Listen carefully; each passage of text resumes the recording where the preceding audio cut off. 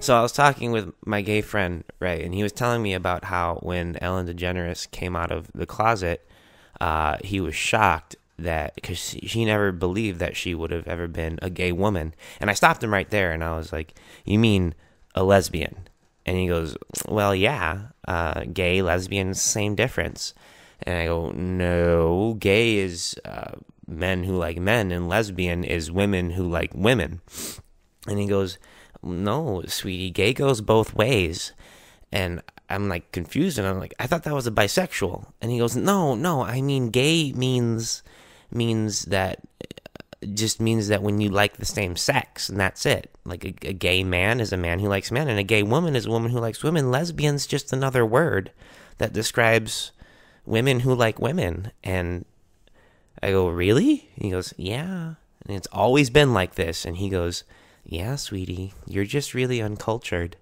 And I felt really stupid at this point, because my entire life I'd assumed that gay just meant man and lesbian meant woman, and then I felt really, really self-conscious about it, and I felt just stupid, and I thought, but what if somebody's like talking about their friend and their name's Jamie, and you can't even tell if it's a man or a woman. They're saying that their friend is gay, and then you can't tell if it's a gay man or a gay woman. And if it's a gay man, what word can you use to separate a gay man from a gay woman? If lesbians have lesbians but gay men are just gay, what do you call a gay man? And he says, "Well, that's when you just call him a faggot." It's a faggot joke. I hope you're laughing. I hope you're not insulted, or if you are, I don't give a fuck. Did I tell that joke on this podcast already? I can't remember. I feel like I might have, but I've told so many people I can't remember if there's a mic in my face or not. This is the biggest little podcast, number 12? It's number 12, and it's not even, actually, number 12 was supposed to be a podcast about consumerism. It was going to be one of my big, like, written things, and I'm still going to do this, but I just haven't gotten around to it, and it's been, like, almost a month since I put something out, so I had to put something out, so we're just going to call this Supplemental, because, I know you guys want to hear my voice, so I gotta give you something. So, I'm just going to talk about, this is more like a general meanderings kind of podcast, even though I just did one, and it's just me, and there's no one else here. There's some stuff that happened recently, some gay stuff, hence the faggot joke. I'll talk about that and talk about some stuff, catch up on my life. I only recently got over being sick. Things got very, very busy at work for me.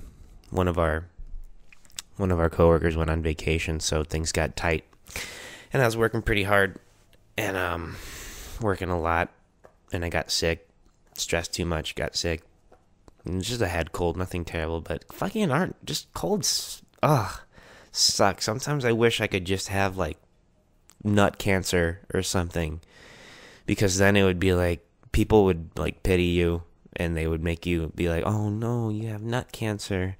That's so sad." When you say you have a cold, people are like, "Oh yeah, drink some orange juice," and, like, that's it. And even though everyone in the fucking planet has had a cold before, if you're not the person having a cold, then all you're going to say to the person that is having a cold is, "Now you should drink some orange juice." But the person having the cold fucking feels like shit. They're congested. I can't even say congested because I'm still fucking extra nasally from the boogers in my throat, and you're dizzy. You can't breathe. Your boogers are constantly, and then your nose dries up because you're constantly rubbing your nose. Fucking being sick sucks. It does. When I'm sick, I just sit around thinking about all the shit I'd rather be doing, productive shit, but I won't do it, because the second I stand up and try and do it, I think, oh God, I feel like shit. And just don't do anything. I feel like a zombie during and afterwards, because I wasn't doing anything during the sickness. So after the sickness is done, I just feel like a fucking mope. And it takes me like a couple of days to actually get back on the horse and start doing something, anything. But you got to take care of yourself. If you're going to be like, if you know you're going to be stressed, if you're going to be working a lot, or if you're going to be around a bunch of people that are sick, fucking take precautions. Drink some emergency. Take a multivitamin. Eat something good. Take care of yourself. I fucking hate being sick. So, in the last week, the whole marriage equality thing happened. And I don't keep up with the news. I had no idea this was going to happen. The news of it for me came from my news feed. And everyone just starts posting, stuff about it. And you see it and you're like, oh shit, this is going on, huh? And then the very next day, after I heard that news, my entire news feed blows up like Skittles. There's just rainbow everywhere, rainbow everything. Everyone's changing I'm sure you know what I'm talking about. If you're on any sort of social media, there's some website or some app that takes your default photo and changes it into a rainbow. It takes it and puts rainbow colors over it to show like support for marriage equality. So that was great. I like colors. I'm a painter. I enjoy seeing colors everywhere. So I take absolutely no issue with that. Spoiler, there's something that I take issue with. And no, don't worry. Even though I know I just told a faggot joke, it's got nothing to do with homosexuality or any of that. What it has to do with is shortly after, maybe that was the first half of the day, my newsfeed blew up in rainbows. I'm sure everyone's newsfeed blew up in rainbows. And then the second half of the day, I just started seeing a second wave of posts where people were talking about, it's along the lines of, I haven't seen a single negative post in my newsfeed all day, and I'm really proud of that. I have chosen my friends wisely. And there's a lot of people that were just saying that they haven't had anyone speaking against the marriage equality thing, and that they're glad that the friends that they've chosen to have or keep on their social media are progressive, or at least progressive enough to not, disagree with it. So I thought, nah, that's fine and dandy. But then I saw, it's almost like this tidal wave where the first wave of people that said that were genuine, and they were just glad that they didn't have to deal with any people on their news feed who were like, oh, this is fucking stupid. I can't believe the gays can. They didn't have to deal with that, and they were just proud of that, and that's fine. But then this second wave happened within an hour or two, where people were posting posts that were supposed to mean the same thing. Like, I'm glad, I'm proud that I don't have any, negative, but they were so self-congratulatory about it that they were jerking themselves off. They were like, I'm so happy that, oh, my friends are great. My friends, I'm proud to have my friends. And I even saw someone put up a hashtag that says "weed out the weak" in regards to the people who maybe disagree with the gay marriage. And that just seems like the exact opposite message that I've ever seen any gay person ever send. And that their message is always just love and understanding and caring and live and let live. So this person, I don't know if this person was bisexual. They're definitely at least heterosexual, but they were broadcasting that's just shy of hate. Weed out the weak. Like, what weed out? What does that mean? What are you weeding them out so that you can single them out and kill them, so that you can banish them, so that you can shame them? It just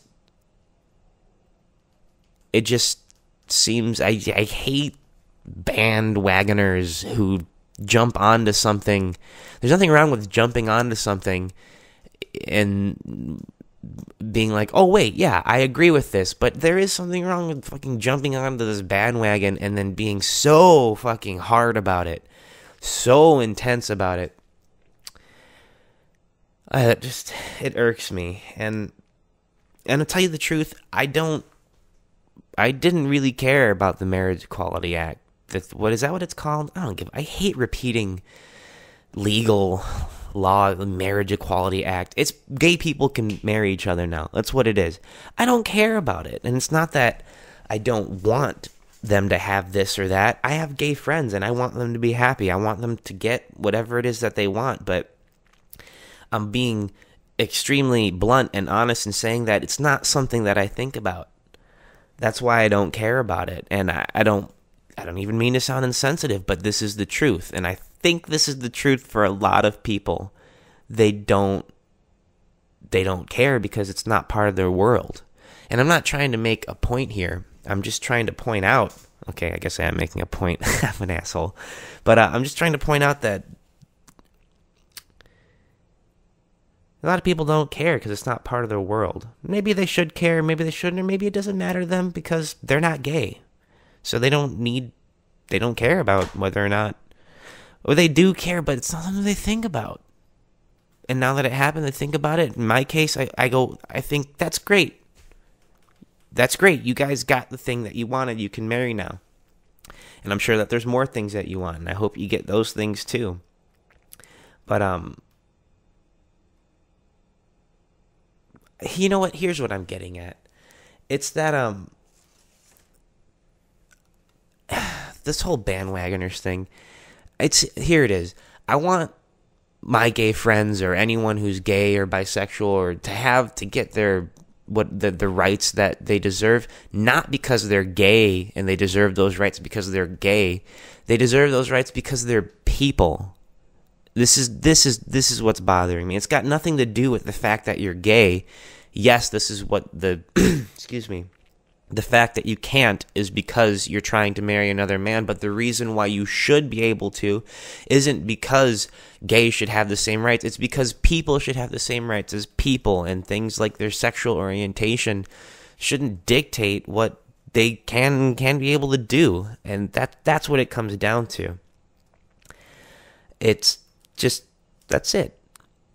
And people get so, how many years has it been that this whole marriage equality and gay rights thing act has really kicked off? Maybe 5 years, 4 years. I have no idea. I haven't kept up, but all it takes is for one fucking dickbag on Fox News to say something inflammatory about homosexuality or gay rights, and people just go mad.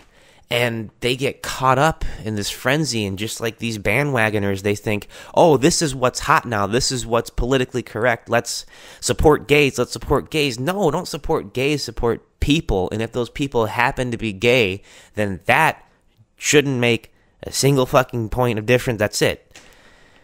I'm getting hot. I'm going in circles. So that's the whole thing about gay stuff. It's just people. They're just people. Just like everyone else is just people. And here's the last part about this. Is that so I'm seeing these people circle jerking about having their friends, and their friends didn't, say anything negative, and they're so proud of that, when you just, who cares? Who cares? They're numbers on your Facebook page or your Google Plus account, and don't fucking think that you're on some sort of pedestal now because your friends have opinions that you support. Just don't be so into yourself. But that's what I'm thinking, right? That's the thought process. And the next day, as they start, the wave of people starting to do the whole circle just starts to die down, I'm scrolling down my newsfeed, and I have a couple of friends on my social media who are very religious, and they post lots of religious stuff. not really my thing. I'm not religious. I am totally on neither side. I am neither gay nor am I religious, and I don't really care about either one. But this close friend of mine, who they always post religious stuff, it's always very positive, and it's really Jesus-y, and it's really like, oh God, this is so Jesus-y, but I think at least it's positive. It's usually just like words of encouragement that end with the word Jesus, the name Jesus. So I don't really think anything of it. Scroll past it, no big deal. Well, this person posted something Jesus-y, and for the first time that I've ever seen, it was intensely negative, and it was in regards to the gay rights and the gay marriage, and it was an extremely bigoted post talking about how we need to stop this, and they can't. They're trying to convince our kids that, you know, the boys are actually girls and the girls are actually boys, and I could tell by the way that it was worded that they didn't realize that they were being a bigot. And like, to be a bigot, you can't just say something against something and that makes you a bigot. Like, to be a bigot, you have to say something that's obviously hateful. A bigot, I just, like, if I right now said to you, I don't think gays should be able to marry. You don't know why I feel that way. I could feel that. I could say, oh, because faggots are faggots and faggots shouldn't marry faggots. That's bigot. That's bigotry. But if I said, oh, well, you know, my religion, I don't believe in my religion that they should be able to do that, because, you know, it should be between a man and a wife, and really that's it. No, I don't think that's right, but that's not bigotry. It's just somebody's opinion. This was both of those things. This post was both saying how, you know, God says this and this and that. And at first I was like, okay, well, I disagree with that, but I understand where they're coming from. Their religion says that this is a message to the bandwagoners. A bandwagon will attack someone just because they disagree with it, but you can't do that. You have to realize that people have their opinions, and there's reasons why they have their opinions. If you want to attack a bigot, fine, go for it, because that's hate. That's steeped in hate, and that's should not be tolerated at all. But you can't just attack someone just because they disagree with something that, excuse me, pop culturally is being accepted. People have their opinions, and that's okay. But this post started with the whole disagreeing, different opinions and all that, and then you could just see, it was a huge paragraph, you could just see it devolve into bigotry, and they didn't even realize that they were being a bigot. They were trying to, you know how somebody tries to say something to you in a nice way and really they're just shitting all over you? That's what it was. And I felt like a fucking idiot, because when I read all these posts about people saying, oh, I'm so glad that none of my friends said anything, I thought to myself, yeah, well, none of my friends said anything stupid either. Who gives a fuck? I'm not going to pat myself on the back and let everyone know that none of my friends said anything stupid, because I don't fucking care. I don't need that kind of validation, because I don't need that kind of validation.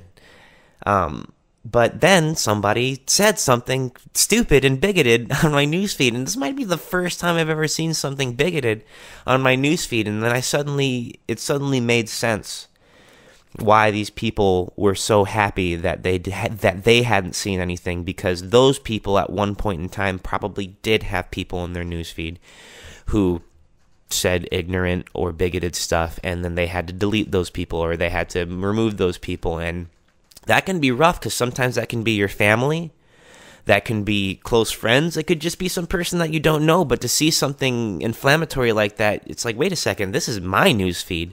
Why am I seeing this stuff in my newsfeed? Block, delete. I don't do that. It's convenient that you can filter your social media into what you want to see. You can choose to not see the things that you don't want to see, but I don't know. There's nothing wrong with that, but I just think those people are still there, and they're going to keep saying those things, and you might as well just see the world for what it is, and that is a slew of people who agree and disagree, and some people are assholes, and some people are not. Some people are too nice.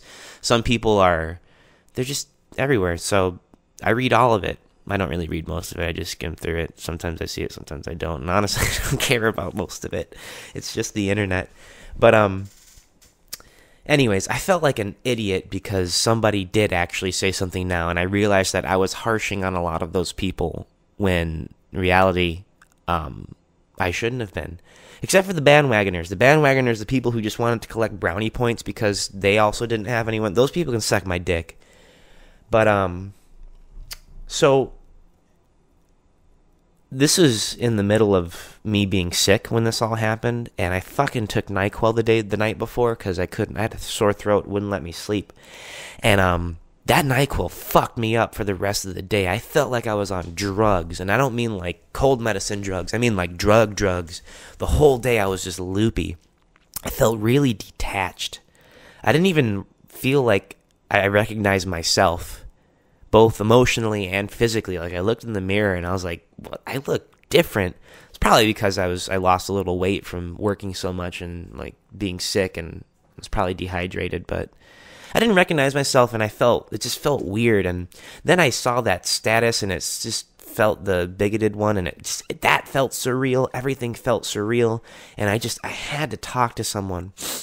I had to talk to someone about it. So I messaged a close friend of mine, and I started telling him about the post that I just saw, and I basically told him everything that I just told you. And he was like, yeah, man, wow, whatever, that's crazy. And I've known this person for a very, very long time. And he goes and he says, yeah, well, I don't know if I ever told you, which fucking asshole. He knows that he hasn't told me this. This is just his way of segueing into it. But he goes, I identify as bisexual. And I go, oh, that's... when somebody says that to you, I mean, maybe not you, but for me, there's this moment where I was not shocked, just, what's the word? Stunned. I gotta burp. I was stunned. I was stunned, and, I had this, for about 5 seconds, I had this pang of anxiety and chills running up my spine, and then on the 6th second I thought, wait a second, I've known this person for forever. I don't care that he's bi. I don't care if he's gay. I don't care if he wanted to change his gender. It doesn't matter to me. So then I thought, why did I just feel that 5 seconds of anxiety for a moment? And then I realized that that's what normal people feel when somebody comes out to them and they don't really know or understand homosexuality, and they're uncomfortable with it, or they just don't know what to do with it. That's what they feel there. And I felt that because I've never had somebody come out to me before. And this was the first time, and when it happened, I felt that thing that normal people felt. And then I remembered, oh wait, I'm not a normal person. I'm pretty fucking awesome. But yeah, and here's what's interesting about him is that he went on to explain to me that, this is funny, this is how he says it, because we both like Louis C.K., right? And he goes, to quote, he says, but I identify as bisexual, and to quote Louis C.K., I've never sucked another man's dick, but I can see the appeal of it. That's how he phrased it. But that was his way of saying that he does... he says identify as bisexual, but he hasn't actually ever done anything homosexual yet. He would, if the circumstances were right, as he phrased it, but he hasn't yet. And I think that's something that straight people who don't really understand the whole gay thing, that they don't understand, is that you can't actually be bisexual. You could probably even be gay and like still haven't actually done anything gay. I'm guessing if you're actually just full gay, you probably have done some gay stuff because you're only interested in men. But if you're bisexual, you could be bisexual and have sex with women tons of times and know that you would have sex with a man, but you haven't yet. And that's what a lot of straight people don't understand, is that the second they hear that somebody's bisexual or gay, they just assume, oh, they're probably slinging dick to men and women all the time, and they're just crazy, sexually insane people. And there are for sure tons of people that are like that, but that's not everyone. That's the assumption, and I think that's why people get uncomfortable with when they hear bisexual or gay, is that they just assume that those people are just animals. And they just go around just fucking, all over the place. And bisexuals are just fucking everyone. They want to fuck everyone. And that's not the case. Again, disclaimer. There are for sure people who are like that. We all know some gay guy who like just fucking slings dick everywhere. For sure there are people like that. And guess what? Those people are the funnest people to hang out with. But just because somebody tells you that they're bisexual, it doesn't mean that they're, it doesn't mean that they've even done it before. Don't assume things. That's what this is about. Don't assume that anyone does anything. I can talk about all this and I can understand it because, and this is actually another podcast that I wanted to do, so maybe I won't talk too much about this because I don't want to spoil that podcast. But ever since I was a teenager, and even to now, I've constantly been mistaken for a gay person. People just see me, and I wear tight pants, I wear tight clothes. That's what I like to wear. That's what it is. But people see that, and they think, oh, he's gay. And some people assume that, and I've been hated on, I've been mistreated, I've had people come up and be extra sweet to me because they think that I'm gay, and they think, oh, he's gay, I'm going to be nice to him. I've experienced all of it, and I don't ever tell anyone. Because you can't. Because if you go to somebody who thinks that you're gay for whatever reason, and you go, oh, and without them bringing it up, and you go, oh, I'm not gay, by the way, they're gonna think, oh, he is gay. He wants everyone to think that he's straight. I've tried that, and that was the response. And here's a little tip: if you're a guy or a girl, and people think that you're gay or bisexual, and you're not, don't sweat it. Just don't try, and you don't need to convince anyone you don't need to prove anything to anyone. People are going to think that they're going to think whatever they're going to think about you, and there's nothing you can do about it. Don't change the way that you dress, don't change the way you act. Just be yourself, be you. And just hope that, no, fuck it, don't hope for anything. Just fucking live your life. And don't worry about, people assuming shit about you. But another tip is that if there's somebody that assumes something about you, and especially if they treat you differently because of that assumption, that usually says something about them. And even though that's technically an assumption too, it's safe to assume some things about those people that assume things about you. I won't tell you what those things are because I'm not going to speculate on assumptions of assumptions.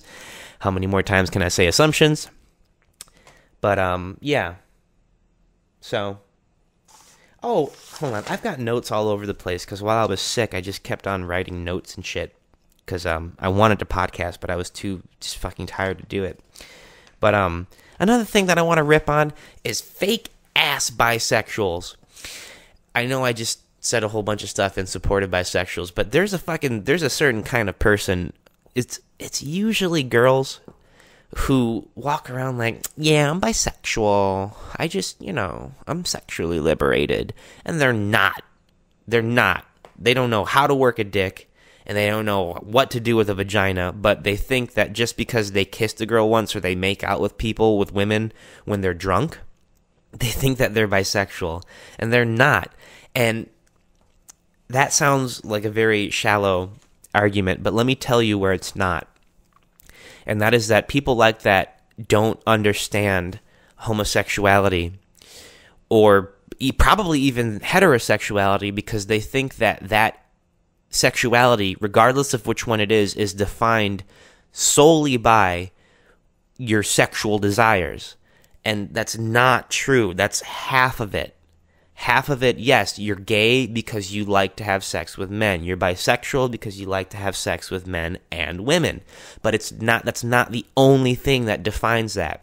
The thing that these, that bisexual, fake-ass bisexual people forget is that it's also the emotional attachment. You are emotionally attracted to the same sex. You have feelings. It's more than just sex. It's more than just your sexual desires. You feel love. You feel adoration. You feel those things for people of the same sex. It's not just because you want to fuck them. And that's what those girls who walk around making out with chicks and claiming to be bisexual, that's what they don't understand. You can't claim to be bisexual just because you fuck. Well, I guess you can claim to be bisexual like if there's some gay guy who doesn't want to fall in love with anyone, he's kind of a psychopath and just wants to fuck dudes. Yeah, I guess technically he is gay, but I just hate people who forget, who aren't aware that there is more to it. There can be more to it than just your sexual desires. I just realized that I was describing Jeffrey Dahmer, a psychopath who just wants to fuck dudes and has no feelings for them whatsoever, just wants to fuck them. That's Jeffrey Dahmer. Oh, no. All right. Well, I think it's time to punch out of the whole gay talk. So, talk about some other things. What do I have written down here? So, yeah. One thing that I figured out while being sick was that I'm constantly in a rush to I'm trying to stay productive. And since I work like 50 hours a week, whenever I'm not working in my off time, I don't like relaxing. Like, I want to relax because I'm tired.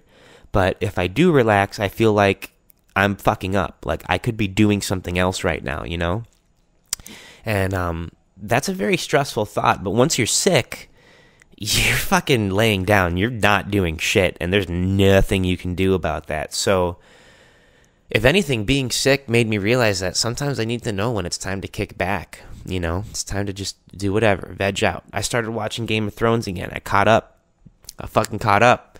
Spoiler alert. Spoiler alert. Spoiler alert. I'm up to Season 5, Episode 9. If you haven't watched it, fucking skip ahead, pause it, whatever. I'm about to talk about some shit. But holy shit, when that fucking White Walker army attacked, it's about fucking time, am I right? And then when the fucking guy just slowly starts raising his hands up and it's just silence, you have 15 minutes of straight up fucking nonsense combat, and then it's silence and he raises his hands and everyone stands up and they're all just staring at him. Holy shit. Holy shit. That was incredible. That was incredible. And, what else did while I was sick, I watched the movie Eastern Promises with Viggo Mortensen. Oh my God. What a great movie. Except it wasn't, because it was fantastic. And then the ending was just shit. It wasn't even a bad ending. It was a nothing ending. And I hate nothing endings. I'd rather have a bad ending because then I could talk about how it was bad. But a nothing ending is just nothing. And it makes me feel like I wasted fucking time. But Viggo Mortensen, that movie, if you've never seen Eastern Promises, at least check it out. See what he looks like. He's like a Russian mobster. He's all skinny and shit. He's got tattoos everywhere. And he just looks like a roughneck. It's a really cool movie. I started watching Taken 3. And I fucking wanted to blow my brains out because it was an awful movie. God, why do movies like Taken, the first Taken was awesome. The concept was kind of like, American girl's kidnapped and now like we gotta go get her. Yeah, that's boring, but the movie was awesome. It was a good ride. And then Taken 2, you're only watching it because Taken 1 was so good, and then Taken 3 was just horseshit. I didn't even finish it. I stopped halfway and I just started jerking off and I just switched to porn because that was more interesting. Real talk, that's what happened. I unnecessarily fapped because that movie was awful and I wanted to forget it. And then I fucking watched Nightcrawler. Holy fuck. That was a good movie. Oh. I'll break it down briefly. Fuck Eastern Promises. Fuck Taken 3. Watch Nightcrawler if you haven't watched it. It's kind of a misleading title because if you know anything about comic books, Nightcrawler is a character in a comic book. So that's immediately what your mind goes to when you hear it. But it's Jake Gyllenhaal, I fucking love that guy. Donnie Darko sucks, but Jake Gyllenhaal's pretty badass. Jarhead also. Watch Jarhead. It's another Gyllenhaal movie. But Nightcrawler, he's a psychopathic ambulance chaser, and not the lawyer kind. Like, he chases police. He has a police scanner, and he goes to car accidents and like shootings and robberies that are happening as they're happening, like as the police get the call, and he has a camera and he records it and he sells the footage to a news agency. And I'll leave it right there. I won't get into it, but the movie escalates and it escalates and it escalates, and it's fucking tremendous. It's such a good movie. And the best part of the movie, the rest of the movie is stellar, but the best part of the movie is Gyllenhaal and the character that he plays. I won't even try to explain it, but I'll explain him as an extremely polite psychopath. Awesome. Really great movie. So, I got one more thing here, and then we'll wrap this bitch up. But, I got two more things here. So, in podcast news, my podcast news, I have, I said I would have everything on iTunes, but I don't yet, because I'm lazy as fuck. But I do have everything on YouTube, and the Gargantually Minuscule podcast is alive and well. I'm making all kinds of fucked up, awesome, funny videos. I love it. It's a really fun thing to do. This is what I do in between these podcasts, is I just make shit. I make videos, little 30-second videos and shit. Check them out either on YouTube, Biggest Little Podcast, look at it on YouTube, or just go to biggestlittlepodcast.com. Everything's there as well. Check out the Gargantually Minuscule podcast. Very entertaining stuff. I put up a lot of music too. I've been putting up playlists. These are the playlists. This is the music that I listen to all the time. So listen to what I listen to. Be me. Don't be me. I'm me. Fuck you. But listen to my music. So one more thing happened in this last week or two while I was sick, and we're going to get into that. But first, a musical break.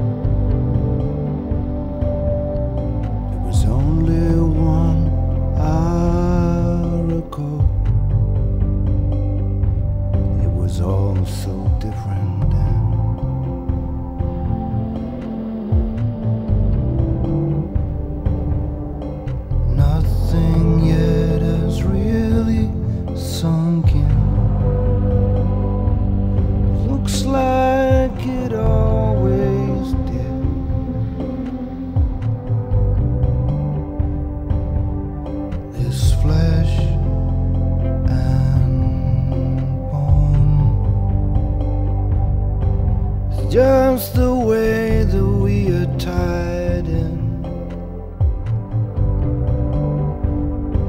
that there's no one home. I agree.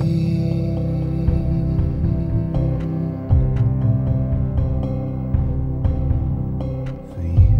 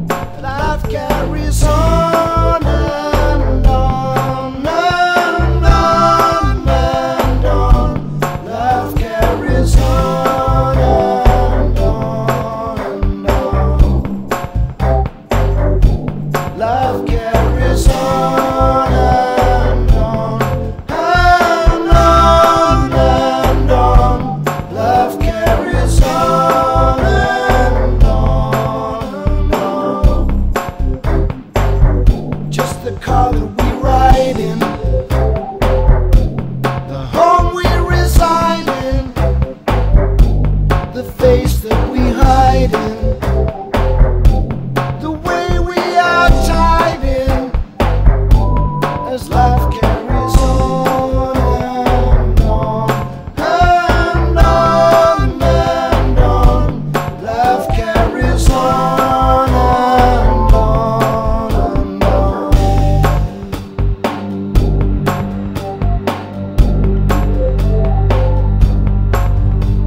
Did I dream this belief, or did I believe this dream? Now I will find relief.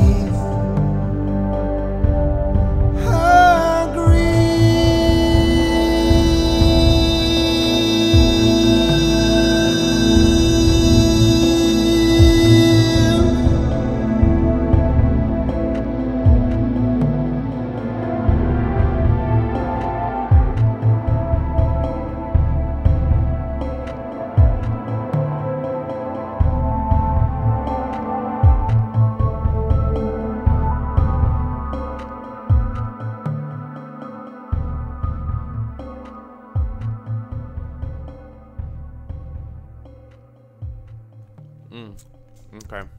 Pardon my chewing. It's just awesome trail mix. Okay, so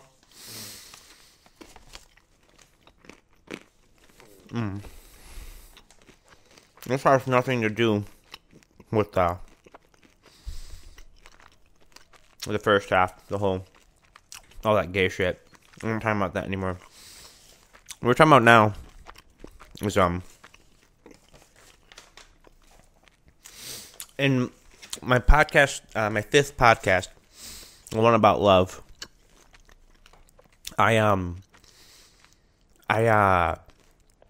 talked about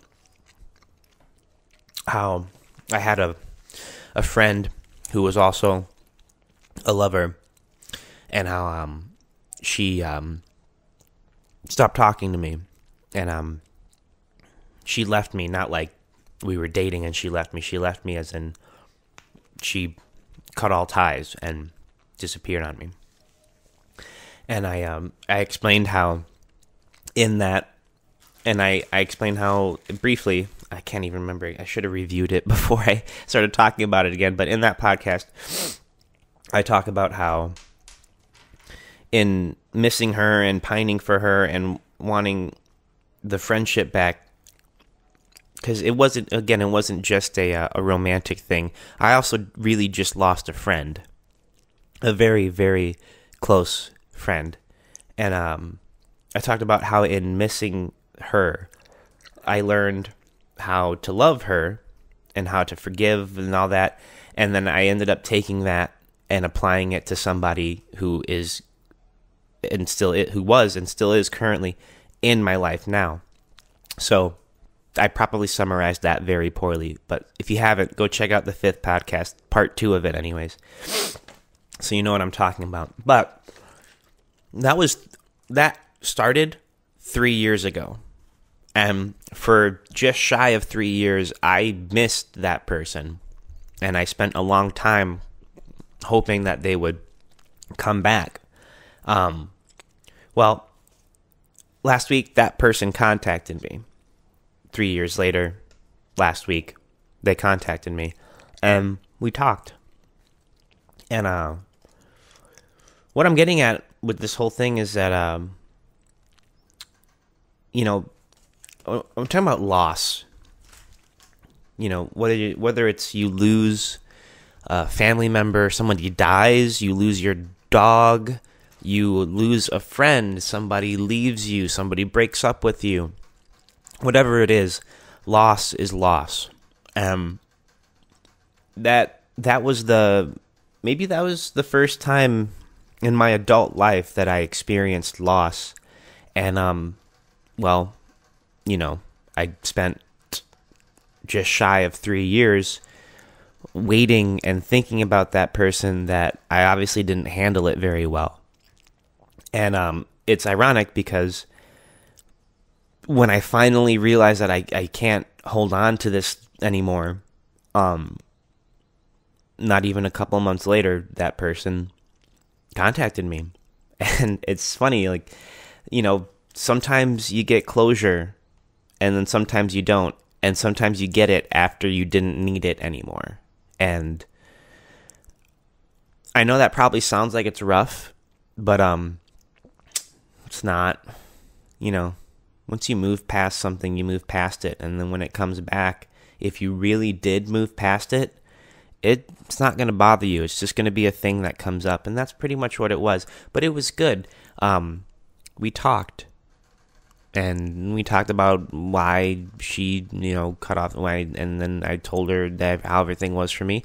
And we hashed it out. And it was fine. And it was actually extremely beneficial for both of us because she is a sort of time capsule when it comes to her understanding of me, because she only knows me from 3 years ago and vice versa. I only know her from 3 years ago.